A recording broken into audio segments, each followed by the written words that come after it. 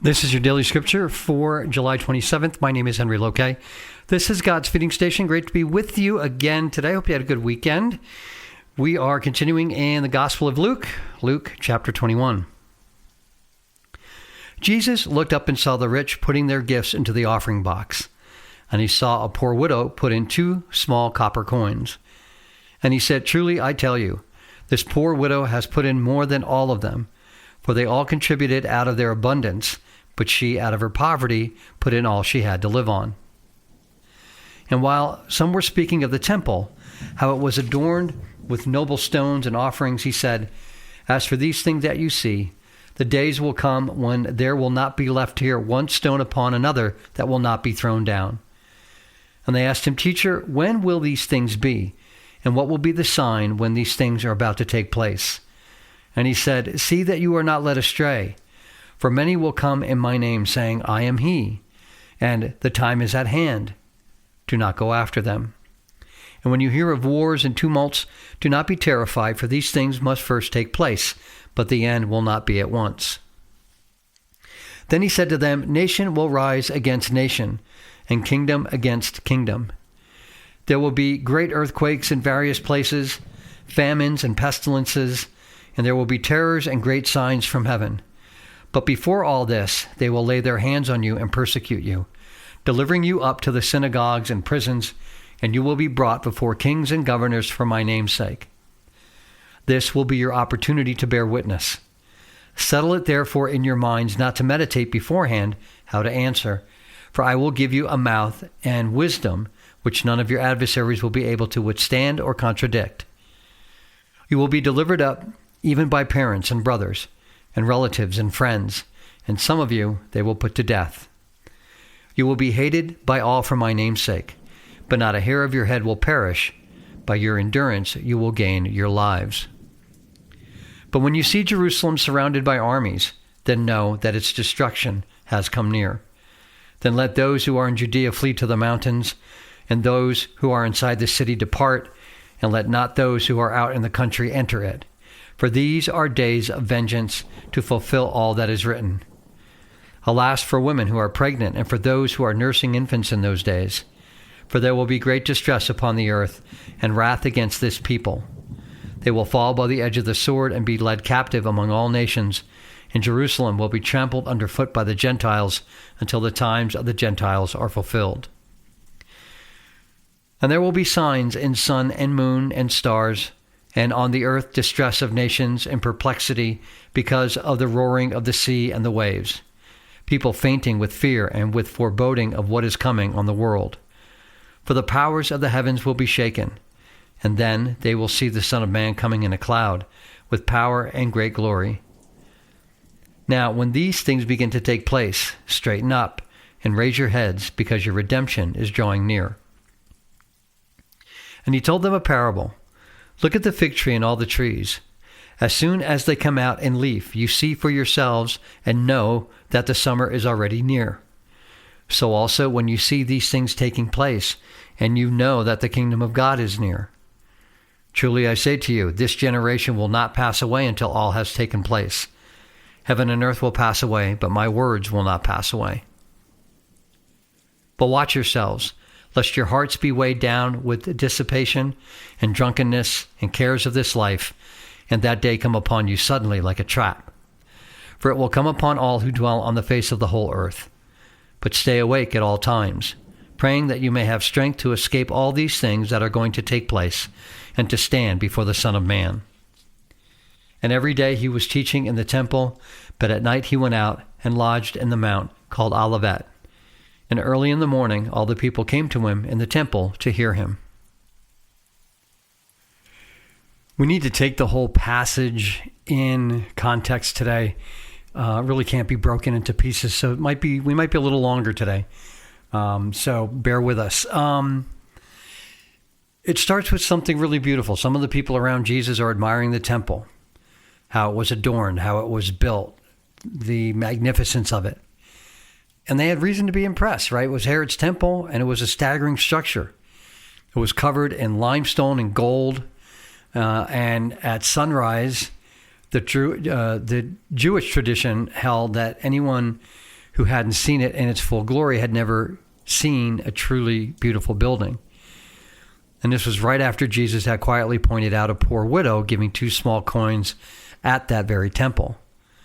A moment that on its own says something simple and important. God measures a gift by what it costs and where it comes from, not by its size. So then he drops the bomb. Then he says, as for these things that you see, the days are coming, days will come when there will not be left here one stone upon another that will not be thrown down. This magnificent, beautiful building that everyone is admiring is going to be gone. It's going to be ripped down stone by stone. And so the disciples naturally are curious. They want to know when. What's the sign? How are we going to know this is coming? And what follows is a pretty long teaching. It's Jesus' longest teaching in Luke, and it's also one of the hardest passages to interpret. So, because there's what happens in AD 70, which we already talked about, versus is he talking about end times? And so he starts with warnings. He talks about false messiahs, talks about wars, talks about earthquakes, talks about famines. And his point here isn't that these are signs of the end. It's the opposite. What he says is, when you hear of wars and tumults, do not be terrified, for these things must first take place, but the end will not be at once. And then he goes on and he gives the disciples a warning. He says, you're going to be arrested. You're going to be betrayed. You're going to face death, simply because you're my followers. But he tells them, don't worry. Don't worry about how to answer your critics or your accusers. I will give you the words that you need when the moment comes, he says. And then he gets specific about what's going to happen to Jerusalem. Jerusalem's going to be surrounded by armies, and then you'll know that the desolation has come near. And he describes a siege. He describes people trying to flee from the city in great distress. And this is the same destruction of Jerusalem we already talked about back in chapter 19 a few days ago. And it's worth remembering that history bears this out exactly. In AD 70, again, Titus surrounds Jerusalem, builds a siege wall, and levels the temple completely. And Jesus' prophecy here and in 19 are describing the very same thing, this catastrophe that's coming. So then here's where it gets a little dicey. And this is where people land in different places. Starting around verse 25, the language shifts a little bit from this historical siege to something that seems to be bigger than that. There will be signs in the sun and moon and stars, he said. Powers of heavens will be shaken. They'll see the Son of Man coming in a cloud with power and great glory. That definitely sounds like, future second coming type stuff. Some scholars will read this whole thing as a description of AD 70 alone. I don't know how you do that with what the verse we just read. Others see Jesus deliberately moving from the destruction of Jerusalem into a much more vast description of his own future, his return, his second coming. And he uses the fall of the temple kind of like a preview. Kind of a smaller version of what's coming in the book of Revelation, right? With all the trumpet and bowl judgments. And I think the second opinion there is the most accurate one. It's, I want to be honest, and it's a long-standing question among people much smarter than I am. What is actually going on here? But I think it's both. I think he's talking about AD 70, and he's using that then as a preface to say, look, there's even a bigger thing coming down the line right before I return. But what's not in question is the tone that Jesus has with his disciples. He says, when these things begin to take place, straighten up, raise your heads, because your redemption is near.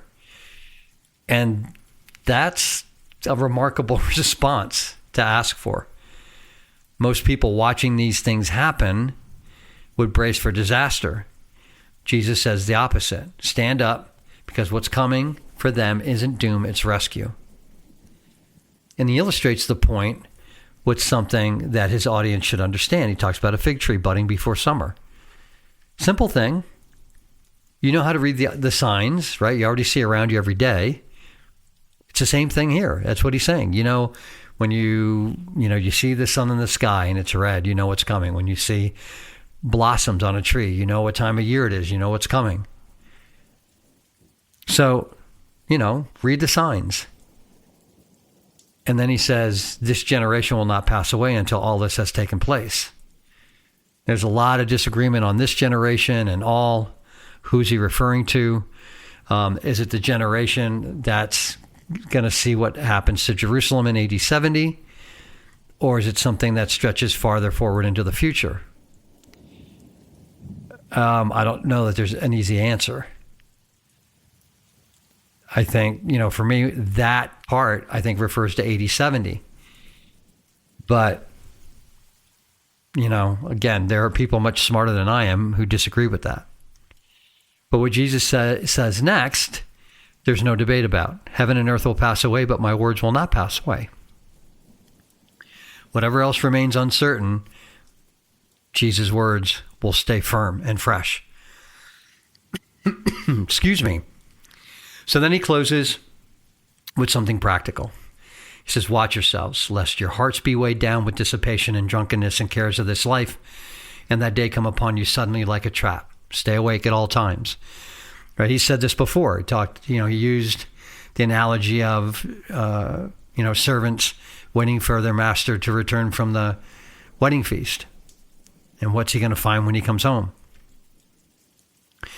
So he says, after everything I've just described to you, wars and persecution, the fall of Jerusalem, creation being shaken, his instruction for how to deal with these things is pretty ordinary. Just don't let your heart get dulled by indulgence. Don't get caught up in the everyday living. Don't get caught up in the everyday vices. Stay alert. Keep praying. Right? Don't be in constant anxiety about what you see. Live each day. Be clear-eyed. Be ready. Make sure that when I return, I'm finding you keeping house like I told you to do. And then when it's all over, he withdraws to the Mount of Olives and the crowds come in the early morning just to hear him. So after everything he's just said, and, about the end of the world, life goes on, right? People have their things that they're dealing with, and people have their things that they want Jesus to help them deal with. And so the next morning people show up and Jesus is still teaching. And that's what we take away from this, right? Whatever happens in the future, we have life. You can't abandon life being anxious about what's coming. Just be awake. Watch the signs. Right? Not every detail of the future is mapped out for us. In a general sense, we know what's coming. And we know how we're supposed to live in the meantime. Watchful, obedient, prayerful, awake, being about our Master's business. And whatever else remains unclear about how it's all going to happen, his words will still stand and be truthful when everything else has gone by the wayside. Have a great rest of your Monday, and Lord willing, we'll chat tomorrow. Take care. Bye-bye.